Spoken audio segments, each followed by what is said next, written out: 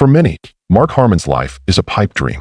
He became one of Hollywood's most trusted leading men after his breakout as a TV heartthrob and his legendary time on NCIS. Even when he's not acting, his fans know he's talented, charming, and quietly strong. Mark has always maintained the privacy of his private life, despite his celebrity and prosperity. However, he did not hesitate to discuss the one relationship that had the most impact on him until he was 73 years old. He spoke highly of this woman, describing her as the one he loved most in the world. Come with us as we uncover the woman who captured Mark Harmon's heart and examine his journey in further detail. Mark Harmon, the youngest of 3 children, came from humble beginnings in Burbank, California, but he soon found himself in the limelight. His ancestry was already famous. Tom Harmon Sr. was a legendary football player who went on to become a sportscaster after winning the prestigious Heisman Trophy. His famous mother, Elise Knox, was a model, actor, and artist in her own right. 2 of Mark's older sisters had connections to the entertainment industry when he was growing up. Kelly Harmon was a model and actress who was married to John DeLorean for a spell, and Kristen Nelson was a painter and actress who was previously married to musician Rick Nelson. His maternal lineage also included grandparents from Austria. Mark came from a long line of athletes and entertainers, but he wasn't always sure which way to go. Despite graduating from Harvard Westlake High School in 1970, he took some time off before launching his acting career. During that time, football, rather than anything else, became his first love. After 2 years of collegiate athletics at Pierce College in California, Mark set out on his college career path. He had offers from major college football programs all around the nation by 1971 due to his exceptional ability. He went with UCLA instead of Oklahoma, despite the latter having finished as a national powerhouse. In comparison, UCLA had a rough go of it and ended up last in their league. On the other hand, Mark was not afraid of a challenge. Upon joining the UCLA Bruins as quarterback, he wasted no time making an impression. The football world was taken aback by his debut game. Against Nebraska, the Bruins played, who had won the title for the past 2 years running. The odds were clearly in favor of Nebraska, and UCLA was considered the clear underdog. Few predicted that UCLA would come out on top. Thanks to a late field goal by Efrain Herrera, the Bruins stunned the opposition 20-17 with Mark at the helm. People talked about the game for years thereafter. Mark led the Bruins to a remarkable 17-5 record during his 2 years at quarterback. In his final year of football, he was named the National Football Foundation's All-American due to his leadership and skill. In spite of his achievements, the 1974 NFL Draft did not select him. But he didn't depart without something. He received his bachelor's degree in communications with honors from UCLA. After all these years had passed, Pierce College still remembered him as a member of their inaugural Athletic Hall of Fame class. He had gained self-control, fame, and experience in the limelight during his time in football. His tale, though, was only beginning and was about to go in a very other direction. Initial steps for taking the stage. I was thinking about going into advertising or maybe even law after graduation. He accepted a position as director of merchandise, but he quickly realized that it wasn't quite fitting. The decision to pursue acting was a turning point in his life. It wasn't glamorized at first. He and his father made an appearance in a Kellogg's cereal advertisement, which was his first public appearance, not even in a theater. A little breach occurred as a result of familial ties. Mark got his acting start in an episode of Ozzy's Girls thanks to Ozzy and Harriet Nelson, who introduced him to the Nelson family through his sister Kristen's marriage. More guest roles came my way after that little chance encounter. By 1975, he had guest starred on series such as Emergency, Policewoman, and Adam 12. Concurrently, he was selected to star in the pilot episode of 905 Wild, a show about animal control cops. Although it was not picked up, it did bring him to attention. His skill was once again selected by the great producer Jack Webb, who was responsible for shows like Dragnet. Sam was a short-lived series in which Mark appeared as a police officer and his dog, Eleanor and Franklin. The White House years, for which he was nominated for an Emmy, also brought him significant acclaim. Comes A Horseman, Beyond the Poseidon Adventure, and Centennial, in which he portrayed a Union officer, were among his early, larger-scale film appearances. His star was starting to rise by the late 1970s, but he couldn't find the part that would catapult him to stardom. Bigger and better chances were on the horizon. Rising fame and breakthrough roles. Mark Harmon's meteoric rise to fame began in the 1980s. As Morgan Fairchild's husband Fielding Carlisle, he got a regular role on the primetime soap opera Flamingo Road. Despite the short run of the show, he gained significant exposure from it. Next up was the medical drama St. Elsewhere. Almost 3 seasons ago, in 1983, Mark became a cast member in the character of Dr. Robert Caldwell. His plot was groundbreaking because it included one of the first prominent television characters to address the HIV/AIDS epidemic, which was taboo at the time, but helped draw attention to the problem. He also appeared in advertisements for Coors beer. It further enhanced his recognizability. Mark achieved new heights in 1986. He became an instant celebrity after People magazine called him the sexiest man alive. In addition to his performance as the terrifying serial killer Ted Bundy in The Deliberate Stranger, he co-starred with Kirstie Alley in Prince of Bel-Air. In the same year, he was in the film Let's Get Harry. The following year, in 1987, he had a role that became one of his most beloved, the comedy Summer School. During this period, he had a brief but noteworthy side gig playing the romantic interest of Sybil Shepherd. He had a busy late 80s filmography that included After the Promise, Sean Connery and Meg Ryan's The Presidio, and Jodie Foster's Stealing Home. He kept acting all through the 90s, appearing in films and television. His two-season portrayal of Chicago police detective Dickie Cobb in Reasonable Doubts was a major part of his career. Sean Murray, who would eventually co-star with him on NCIS, had an appearance with him on Hearts of the West later on. He continued to enjoy high demand in 1994 when he made an appearance in the Western picture Wyatt Earp. At every turn, his versatility as an actor in dramatic, comedic, and action roles shone through. And with each part, he paved the way for the career that would culminate in his greatest triumph. As we enter the 1990s, Mark Harmon had already achieved stardom in the television industry by the mid-1990s. He played the role of a private investigator on the ABC sitcom Charlie Grace in 1995. Despite the short run of the show, he was able to maintain screen time and get exposure thanks to it. He quickly got back into medical dramas, returning to Chicago Hope this time. Playing Dr. Jack McNeil from 1996 to 2000 was a great way for Mark to showcase his ability to depict reliable, powerful characters. Throughout his 4 years on the program, he demonstrated time and time again that he could hold his own in ensemble casts. At about the same period, he also worked on several intriguing side projects. He played astronaut Wally Schirra in the 1998 miniseries From the Earth to the Moon. Additionally, he had an active acting career, appearing in films such as Crossfire Trail, 2001, Local Boys, 2002, and Fear and Loathing in Las Vegas, 1998. He revealed a new side with each project. In tone, from dark drama to comedies. His career was on the rise, and even better chances were on the horizon. Where to find Gibbs? A supporting part Mark had in the 2003 comedy picture Freaky Friday, which was remade, catapulted him to stardom once more. He appeared in the romantic comedy Chasing Liberty the next year, but his breakout part was yet to come. The role of Secret Service agent Simon Donovan was cast for him in 2002 on The West Wing. An Emmy nomination came his way for his outstanding performance, which he had not received in exactly 25 years. Donald P. Bellisario, the man behind JAG and NCIS, saw that brief involvement. Mark was approached by Bellisario to appear in 2 episodes of JAG in 2003, where he introduced himself as Leroy Jethro Gibbs, a new character. Positive and immediate feedback came from the audience. Mark became the show's full-time actor later that year when NCIS premiered, joined the ranks of television's most beloved characters in no time.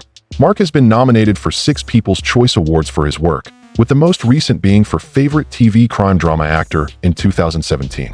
He played a larger role than that of a showman. His behind-the-scenes career as a producer and, subsequently, executive producer began in 2008.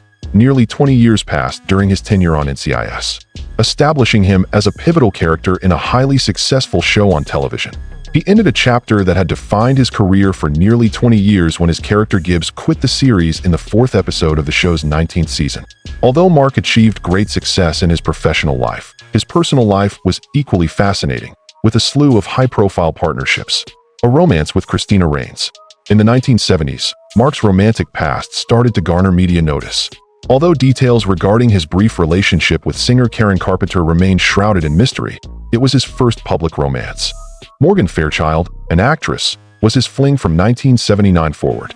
On the other hand, he had his first serious relationship in the early 1980s, when he was dating actress Christina Raines. Christina and Mark started dating in 1980, and they were together for 4 years until they broke up in 1984.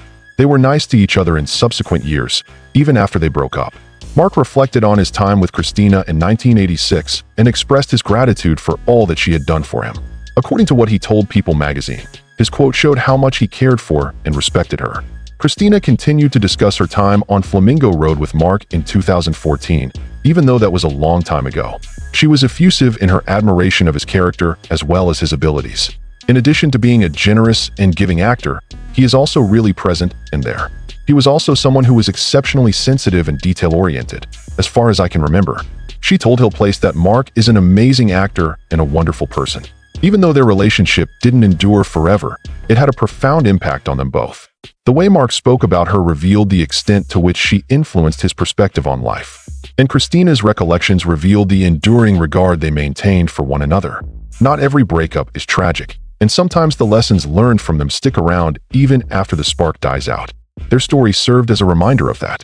However, Mark's romantic life entered uncharted territory in the mid-1980s, and the media took notice. The episode starring Heather Locklear.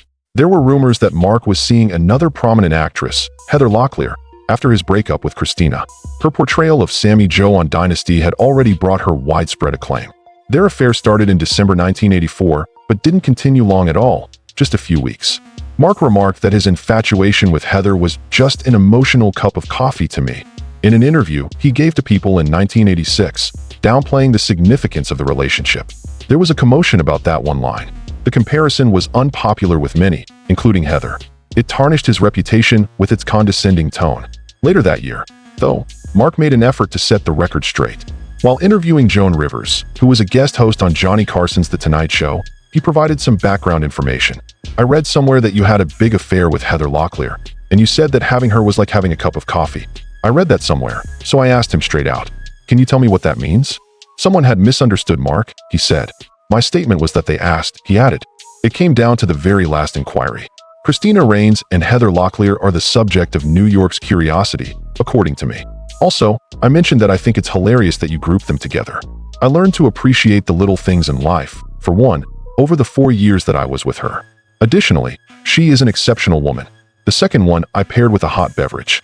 Rather than intending to disrespect Heather, he made it plain in his explanation that he wanted to highlight the dissimilarities between the two relationships. Christina had played an integral and significant role in his life, albeit his encounters with Heather were fleeting. However, the comment about the cup of coffee lingered with him for a long time and became a highly publicized incident in his relationship history. He was notorious for his scandalous dating life until he met the lady who would alter the course of his life forever. The start of an unprecedented love story began with that encounter. A romantic tale set in Hollywood starts. One of the longest marriages in Hollywood is that of Mark Harmon and Pam Dauber. Their romance began in 1986, shortly after Mark was crowned the sexiest man alive by People magazine. They had a mutual acquaintance who proposed going on a group date, but Mark was not a fan of the notion. On the contrary, he wanted Pam's number so he could give her a call. After the first call ended, Mark couldn't help but laugh about it. He reached her voicemail when he dialed her number.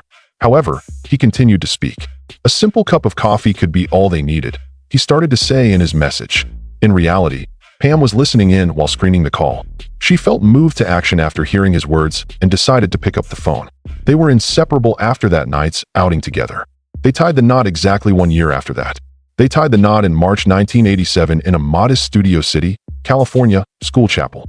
Their wedding ceremony occurred in Vancouver, and they went there for their honeymoon because Mark was shooting after the promise there. Looking back, Mark once declared, "I'm not into catting around." That vow was kept, and decades later, they continued to demonstrate that a Hollywood marriage can endure. Building a family from the beginning, Mark and Pam decided their marriage would remain private. They were already famous, but they didn't want their relationship to be turned into tabloid gossip. Shortly after their 1987 wedding, Pam explained, "We're not trying to keep something secret, but if you don't want it totally exploited by the press, you have to." Mark agreed with this sentiment years later. "I mean, there's really no choice," he told TV Insider in 2017. "It defines us. We remain at home. A great deal. I'm not really active on either Twitter or Facebook. Our boys also have no interest in that." With successful careers under their belts, Mark and Pam knew that if they allowed the entertainment industry to consume every aspect of their lives, it may become too much to handle. They shielded their marriage and established a solid foundation for their family by staying out of the public eye. This choice set them apart from other famous couples of the time and laid the groundwork for the solid relationship they have today. Married exactly 1 year after starting a relationship, Mark and Pam tied the knot. They began a family shortly thereafter. After the birth of their first son, Sean, in 1988, the couple welcomed their second son, Ty, in 1992, 4 years later. At some point in their lives, both kids ended up in Hollywood. Sean followed in his father's footsteps as an actor, making an appearance on NCIS as a younger Leroy Jethro Gibbs. As a screenwriter, Ty likewise followed his artistic passions. Even though their boys spent much of their childhoods out of the limelight, they were nevertheless profoundly impacted by their parents' faith. Pam, being a devout Roman Catholic, instilled strong moral principles in her family. The way Mark and Pam dealt with adversity was also indicative of their family loyalty. Ricky Nelson, Kristen's ex-husband and Mark's sister, perished in an aircraft disaster in 1985, just before they were married. Kristen checked into treatment after Mark urged her to do so because she was abusing substances. Sam, Kristen's youngest kid, was 12 years old when she returned, and Mark and Pam were granted custody of him. Despite the case devolving into a contentious legal struggle, the family ultimately reached a private settlement. "We would like not to proceed any further with this," Mark informed Kristen's attorney. "We have lost too many innocent lives." It was a sad but necessary demonstration of Mark and Pam's willingness to go to any lengths to defend their family. Their deeds testified to the high moral standards they brought to their marriage and the weight of responsibility they each held. Love that endures despite our disagreements. As far as Hollywood marriages go, Mark and Pam's 35-year partnership is unprecedented. Their dissimilar personalities is a key component of their secret. In 2019, Mark told individuals that their differences had really strengthened their bond. Summer School, his comedic film from 1987, was cited as an example. The opportunity to collaborate with the great Carl Reiner was a major draw for Mark, who expressed his desire to star in the film. "To think that he believes I am capable of doing this was a huge turning point for me." He remembered that as being really meaningful. However, Pam held a very different view. "My friend Pam warned me not to do it or star in that film. As a rule, our tastes differ. Actually, that has been beneficial to our well-being." They did not tie the knot because they were inseparable, but because they respected one another's decisions. Mark explained why their friendship endured in a subsequent post. Basically, he was saying that they were very stable because of him. An intimate pair navigating the public realm. Hollywood expected Mark Harmon and Pam Dauber's love story to end after nearly 40 years, but theirs has endured. Their 1986 meeting occurred while both were already famous. Pam was famous for her portrayal of Mindy on the popular comedy Mork and Mindy, and Mark had recently been named People's Sexiest Man Alive. A common acquaintance introduced them, but Mark was not interested in setting up a formal date. He opted to get Pam's number instead and gave her a call. Even before it started, the call was on the verge of failing. On his way to leave a message, he arrived at her answering machine. "We can stay inside," he assured us. "Perhaps we could grab some coffee." Pam was listening in while screening the call. Because of his straightforward honesty, she decided to call him. They went out together that night and were together ever since. They tied the knot 1 year later, on this very day. In a modest school chapel in Studio City, California, on March 21, 1987, they exchanged vows. After that, they took a plane to Vancouver to celebrate their nuptials, where Mark had been filming following the pledge. Mark openly stated his desire for a long-term marriage rather than a casual connection at that time. Apparently, he is naturally monogamous and is content with his current level of solitude. "No matter what this community thinks, I want my wedding to be perfect. Catting around isn't my thing." That guarantee came true. They remained together after more than 3 decades, demonstrating that true love can blossom anywhere, even in the entertainment industry. Opting for a life unencumbered by fame. Mark and Pam had one thing in common right from the start. Their nuptials would be kept under wraps. They were terrified of the damage that fame may cause to relationships and decided they could do without it. Not long after they tied the knot in 1987, Pam stated, "We're not attempting to keep something secret, but if you don't want it totally exploited by the press, you have to." Those were Mark's exact statements in an interview he gave to TV Insider in 2017, decades after the fact. What's more, he claimed there was no option. "It defines us. We remain at home. A great deal. I'm not really active on either Twitter or Facebook. Our boys also have no interest in that. Even though Pam and I have both done well financially from this venture, there is something about it that doesn't feel right." Their decision to avoid the limelight was not an act of concealment, but rather a defense of what was truly important to them. They quietly created their home life, although Mark was still a star on NCIS and Pam was still recognized for her former appearances. They were an uncommon sight on the red carpet, proving that not every Hollywood pair needed constant attention. It was a decision that went above and above for Pam. At the pinnacle of her career, she chose to put family first and take a step back. "I was in a top-rated show," she said at one point. "I had a bargain of my own. Broadway is my opportunity. Music theater was my opportunity.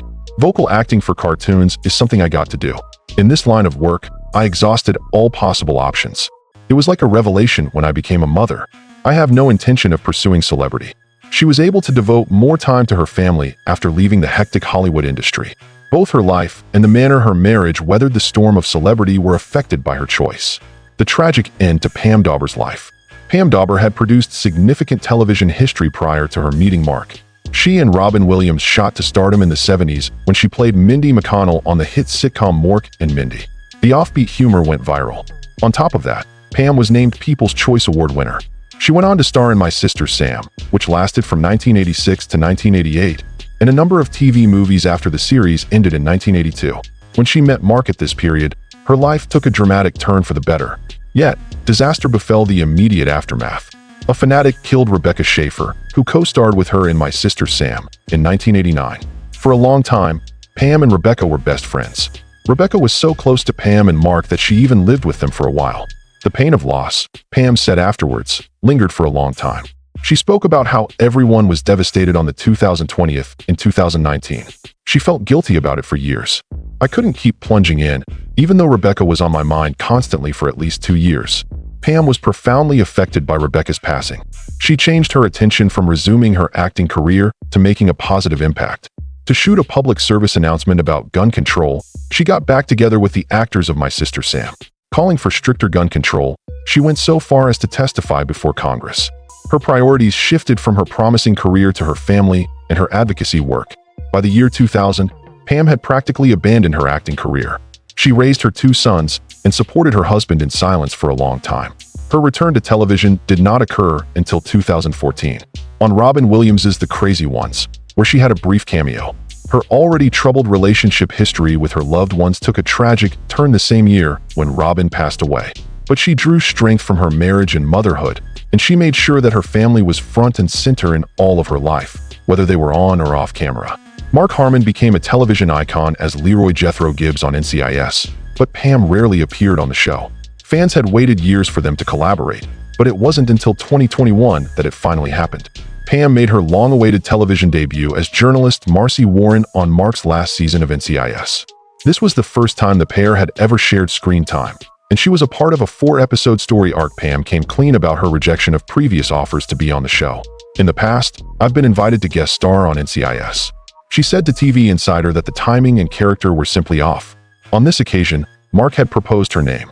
Mark said, "The person you're essentially trying to find is my wife," during the casting process. They said yes, but Pam was hesitant at first, questioning if she wanted to return to acting after an extended absence. "My age is also a factor. Is being on a big screen truly something you desire? Their marriage is solid and real, and I ultimately decided I'd feel worse if I backed out." Critics lauded her performance, and viewers appreciated getting a glimpse of the two of them off-screen. Hopefully, the foolish things we did when we were younger serve as a clue, as Mark revealed in 2019 that we were both in our 30s when we tied the knot. Success, in his view, was more about respect, humor, and maturity than it was about tactics or gimmicks. "We chuckle." He said that in order to communicate, you must laugh. Therein lies the delight. Perhaps you're lucky and end up with the perfect one. While we do have a lot in common, we're also very distinct. Mark and Pam now spend their days in peaceful California. In his spare time, he plays with his tools in the garage, where he jokes about being a garage guy with 17 hammers. As an artist, Pam finds solace in her lady cave, her studio. Their grown sons Sean, who appeared on NCIS, and Ty, who wrote screenplays, are actors and screenwriters, respectively. Their discreet, strong, and loving marriage is still a rarity in Hollywood decades after that initial phone contact. In your opinion, is the enduring romance between Mark Harmon and Pam Dawber among the best in Hollywood history? Leave a comment with your ideas.